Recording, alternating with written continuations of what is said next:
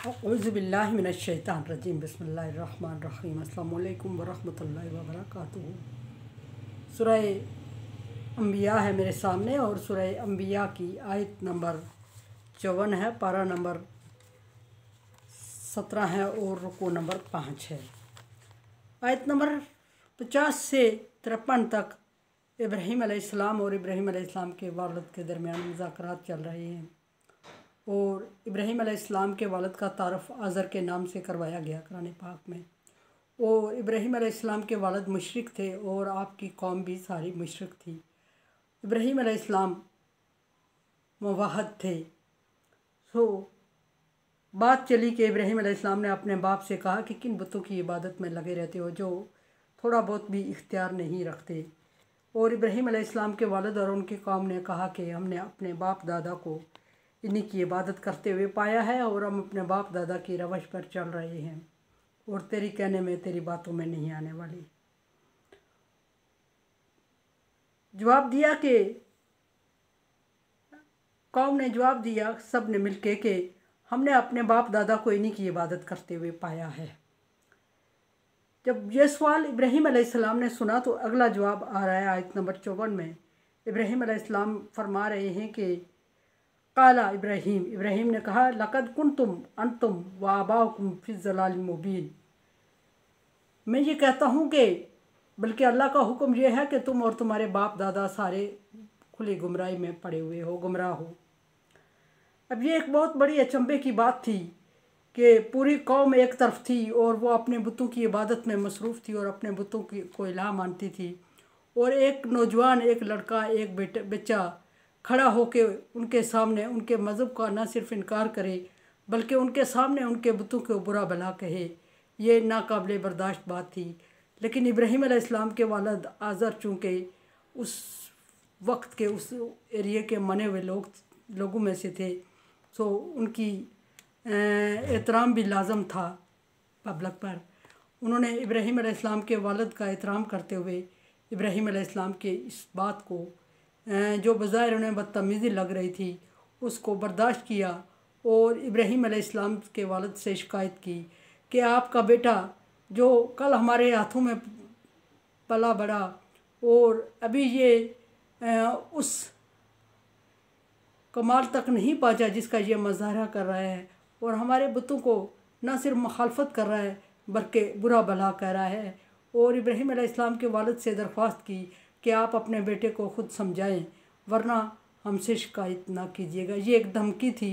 जो इब्राहीम अलैहिस्सलाम की कौम ने इब्राहीम अलैहिस्सलाम के बाप को दी थी। और इब्राहीम अलैहिस्सलाम के बारे में बताया कि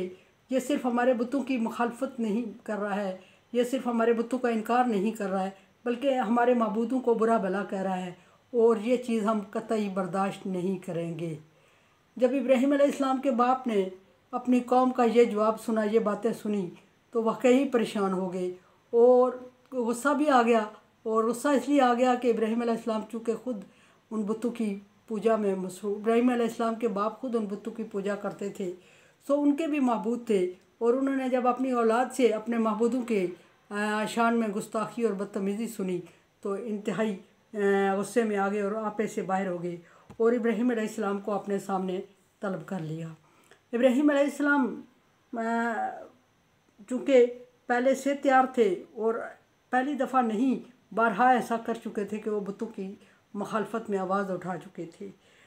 और इब्राहीम अलैहिस्सलाम की कौम ने जब इब्राहीम अलैहिस्सलाम को जवाब दिया तो इब्राहीम अलैहिस्सलाम ने खुला कह दिया कि ना सिर्फ तुम बल्कि तुम्हारे बाप दादा भी गुमराह थे और गुमराही में पड़े हुए हो और जिनकी तुम इबादत कर रहे हो ये इबादत के लायक ही नहीं है, बहुत मामूली चीज़ें हैं और मैं तुम्हें गुमराह कहूँगा। कालू अजीताना बिल हक़, सारे चौकन्ना हो गए इब्राहीम अलैहिस्सलाम की बात सुन के। कुछ लोग, सारे ही नहीं, कुछ लोग, पीछे तफसीलन वाक़या गुजर चुका है, आगे भी इंशाअल्लाह आएगा। और सारे चौकन्ना हो गए इब्राहीम अलैहिस्सलाम को जब इस इब्राहीम अलैहिस्सलाम इतने सबूत और प्रूफ के साथ और इतने दलाइल और इतनी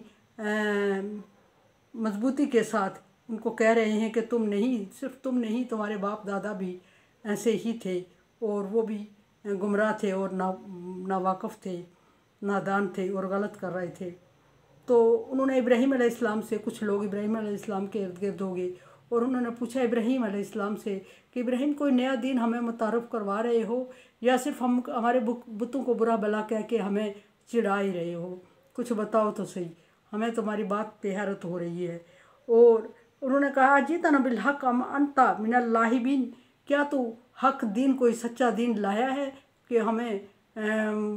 हमारे बुतों की मुखालफत कर रहा है, या खेल तमाशे में ऐसा कर रहा है, अटकलें कर रहा है और हमें जज्बाती करके हमारे जज्बात को देखना चाह रहा है।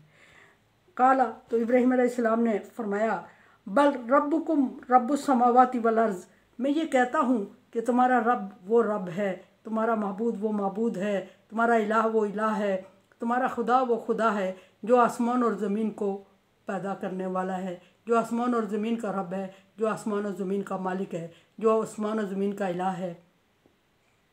आसमान और ज़मीन की तख्लीक बिलाशुबा तख्लीक तमाम तख्लीक़ात में सबसे बड़ा मरला और मुश्किल मरला है। इसलिए जिस नबी ने भी दावत तौहीद दी तो उसने पहले दलील में आसमान और रब की ज़मीन और आसमान की पैदाइश की मिसाल दे के समझाने की कोशिश की कि इतनी बड़ी तख्लीक क्या कोई और कर सकता है, क्या आम कोई चीज़ बंदा कर सकता है, क्या आम कोई कर सकता है? वही डेफिनेटली वही कर सकता है जो इलाह हो, जो महबूद हो, जो रब कहलाने का मुस्तहिक हो, वही जो इबादत के लायक हो। तो इब्राहीम अलैहिस्सलाम ने भी ज़मीन आसमान की तख्लीक का बयान किया और इसकी मिसाल दी और फरमाया कि तुम्हारा रब वही रब है कि जो आसमान और ज़मीन का रब है, अल्लज़ी फतरहुन्ना, और ये वो ज़ात है जिसने ज़मीन आसमान को पैदा किया, ज़मीन आसमान की तख्लीक की।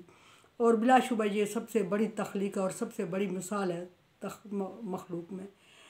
जब इब्राहीम अलैहिस्सलाम ने ये बात की तो खुल के तबलीग करने का वो लोग सोचने पे मजबूर हो गए, और सोचने पे मजबूर हो गए तो इब्राहीम अलैहिस्सलाम को खुल के बात करने का मौका भी मिल गया और इब्राहीम अलैहिस्सलाम ने उनके सामने उनके बुतों की मुखालफत में आवाज़ उठा ली और फरमाया कि अना अला ज़ालिकुम मिनश शाहिदीन, और मैं इसी पे गवाही देता हूँ और इसकी गवाही देता हूँ और इसी पे तुम लोगों को आमादा भी करता हूँ और इस पे शाहिद भी हूँ कि इबादत के लायक सिर्फ वही है, परस्तश के लायक सिर्फ वही है, इलाह कहलाने का हकदार सिर्फ वही है, रब कहलाने का हकदार सिर्फ वही है जिसने इतनी बड़ी तख्लीक की, इतनी बड़ी मखलूक पैदा की। और फिर उनको तबलीग करते हुए फरमाया कि अगर तुम लोग कहते हो कि ये तुम्हारे महबूद जो छोटे छोटे तुमने रखे हुए हैं अपने हाथ से बनाए हुए और नाम भी खुद रखे हुए, तुम अगर इनमें से किसी से मुतासिर हो तो फिर इनमें से किसी की तख्लीक इस तरह की दिखा दो। अगर तुम लोग मुतासिर हो तो इस तरह की कोई तख्लीक कर सकता हो, इस तरह की कोई और निशानी दिखा सकते हो तो दिखाओ ताकि मैं भी तुम्हारे माबूदों के बारे में सोचूं। तो डेफिनेटली मुशरिकीन के पास इस तरह की कोई दलील नहीं थी क्योंकि वो इतने कमज़ोर और गुमसुम माबूदों की इबादत में लगे हुए थे जो कि एक मक्खी तक पैदा नहीं कर सकते थे, एक मच्छर तक पैदा नहीं कर सकते थे, जो कि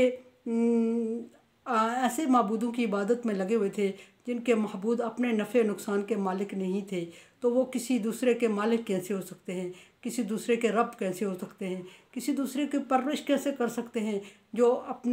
अपने आप को एक जगह से दूसरी जगह मुंतकिल नहीं कर सकते, जो अपनी सांसों के मालिक नहीं हैं, और वो किसी रब कहलाने के मुस्तहिक कैसे हैं, और रब कहलाने का जो मुस्तहिक नहीं है वो इबादत का मुस्तहिक कैसे है, उसकी इबादत क्यों कर की जाए, वो तो कमज़ोर है। सो इब्राहीम अलैहिस्सलाम ने ये उनको दलाइल दे के उनके महबूदों की कमज़ोरी की तरफ इशारा किया और वो लोग सोचने पे मजबूर हो गए कि वाकई हमारे जो महबूद हैं वो इंतहाई कमज़ोर हैं और वो अपने दफ़ा नहीं कर सकते और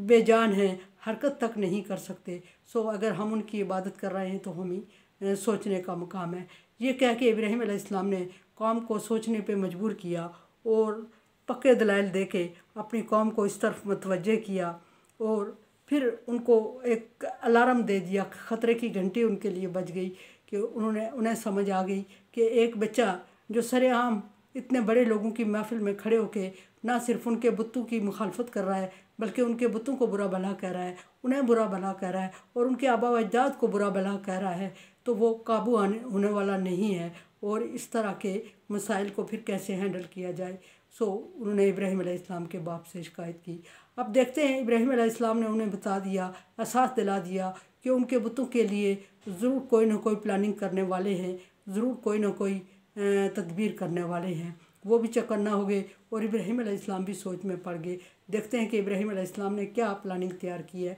कल की बात है, इंशाल्लाह कल होगी। मेरे चैनल को देखें, समझें और सब्सक्राइब करें और सदका जारिया में मेरा साथ दें। तावन वाला बिर्र व तक़वा, नेकी और अच्छाई के कामों में एक दूसरे से तावन करें, अल्लाह का हुक्म है। अगर आप समझते हैं कि तावन करने के लायक है काम तो तावन करें, अदरवाइज़ मैं आपकी राय की मुंतज़िर। अल्लाह हाफिज़।